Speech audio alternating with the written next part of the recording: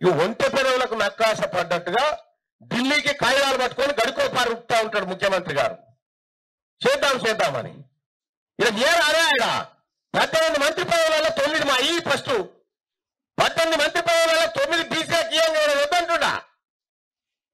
రాష్ట్రపతి అడ్డుపడుతుందా? సుప్రీంకోర్టు కూడా అడ్డుకోదే. ఇప్పుడు కార్పొరేషన్ చైర్మన్లలో 50% వాటా బీసీల పక్కకు పెట్టాయా? ఫస్ట్ ఇది ఇచ్చి చూపెట్టు, నీకు బీసీల పట్ల చిత్తశుద్ధి తెలుస్తుంది. ఇది ఇవ్వడు, ఇచ్చేది ఏమి ఇవ్వవు. దానికో కుంటి సాకు ఏంది అంటే లోకల్ బాడీ ఎన్నికలు నిర్వహించకుంటే కేంద్రం నుంచి రావాల్సిన గ్రాంట్ ఆగిపోతాయి, 2000 కోట్లు ఏమో ఆగిపోతాయట.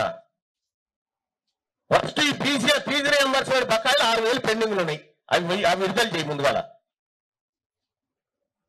కేవలం బీసీలను మధ్య పెడుతూ బీసీల ఓట్ల కోసం నాటకాలు ఆడుతున్నాయి ఈ రాజకీయ పార్టీలన్నీ.